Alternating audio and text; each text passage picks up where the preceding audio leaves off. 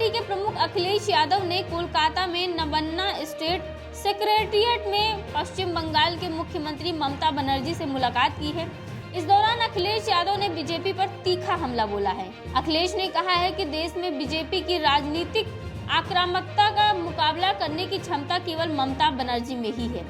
आपको बता दें कि मंगलवार को राज्य सचिवालय में हुई इस मुलाकात को विपक्षी एकजुटता और आने वाले राजनीतिक घटनाक्रमों के लिहाज से काफी महत्वपूर्ण माना जा रहा है। दोनों के बीच करीब 40 मिनट तक चली इस बैठक में अखिलेश यादव के साथ साथ उनकी पत्नी और लोकसभा सांसद डिंपल यादव भी मौजूद रहीं।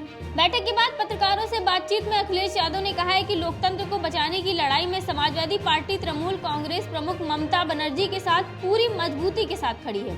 उन्होंने स्पष्ट शब्दों में कहा है कि देश में बीजेपी के हमलों का जवाब देने का साहस और क्षमता सिर्फ दीदी में है। वहीं अखिलेश यादव ने पश्चिम बंगाल में चल रही एसआईआर प्रक्रिया पर भी गंभीर सवाल उठाए हैं। उन्होंने आरोप लगाए हैं कि एसआईआर की आड़ में एनआरसी लागू करने की कोशिश की जा रही है और इसके जरिए आम लोगों को परेशान किया जा रहा है। उनके मुताबिक यह प्रक्रिया लोकतांत्रिक मूल्यों के खिलाफ है और इससे जनता में डर का माहौल बनाया जा रहा है। मैं सबसे पहले दीदी का धन्यवाद दूंगा और मैं एक चीज जो देख सकता हूं, पूरे देश में अगर भारतीय जनता पार्टी से कोई मुकाबला कर रहा है तो यहाँ की मुख्यमंत्री आदरणीय ममता बनर्जी जी मुकाबला कर रहे हैं और यही मुकाबला करने से भारतीय जनता पार्टी से मुकाबला किया जा सकता है। जितना तकलीफ परेशानी ये चुनाव को लेकर के दे सकते थे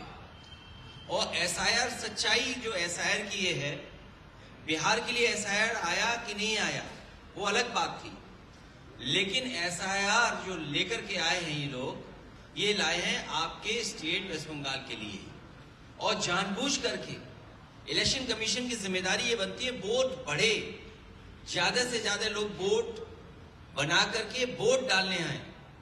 लेकिन पहली बार ये देखने को मिल रहा है कि election commission Bharatiya Janata party SIR के बहाने एनआरसी कर करके आम जनता को परेशान कर रहे हैं और उनका लक्ष्य है कि ज्यादा से ज्यादा वोट यहां पर काट दें, जबकि उनकी जिम्मेदारी है वोट बढ़ाना, उनकी मदद करना, वोटर्स की मदद करना। आपने देखा होगा जब कभी चुनाव होता है इलेक्शन कमीशन कैंपेन रन करता है इस बात के लिए कि ज्यादा से ज्यादा लोग वोट डालने आए, लोग ज्यादा से ज्यादा निकलें, नई उम्र के लोग वोट बनवाएं। लेकिन ये एसआईआर के बहाने हम लोग पहली बार देख रहे हैं कि आदरणीय मुख्यमंत्री दीदी को परेशान करने का काम कर रहे हैं। शायद देश में एसआईआर के बहाने किसी को नहीं परेशान किया होगा, लेकिन हमें भरोसा है बंगाल की जनता पर। यहाँ की जनता अपनी दीदी के प्रति जो प्यार लगाव है वो पुनः यहाँ से मुख्यमंत्री बनने जा रहे हैं। बीजेपी की लड़ाई जो वो है वो हारने की लड़ाई है उनकी।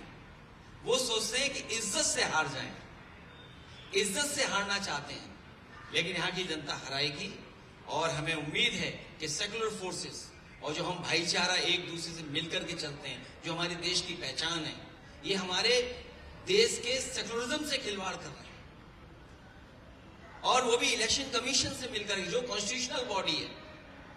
यहां तो हो ही रहा है, लेकिन उत्तर प्रदेश में इससे ज्यादा वोट काटने का काम कर रहे हैं। मुझे खुशी है कि दीदी ने ईडी को हरा दिया और Bharatiya Janata party pen drive का पेन नहीं भूल पा रही है। वो भारतीय जनता पार्टी ये भूल गए हैं कि यहां का प्रदेश दीदी के लीडरशिप में ये कल्चरल यूनिट है, पॉलिटिकल यूनिट नहीं है। ये नासमझी कर रहे हैं। यहां के लोग प्रेम के, रविंद्र जी के भजन सुनते हैं, यहाँ का गान सुनते हैं, मिठास सुनते हैं, नफरत के गाने नहीं सुनते। ये दरारवादी लोग जो बांट करके राजनीति करने वाले हैं वो कामयाब होने वाले नहीं हैं। यहाँ की मिठास जीतेगी, यहाँ की आदरणीय दीदी जीत करके जाएगी और हमारा पूरा सहयोग इनके साथ।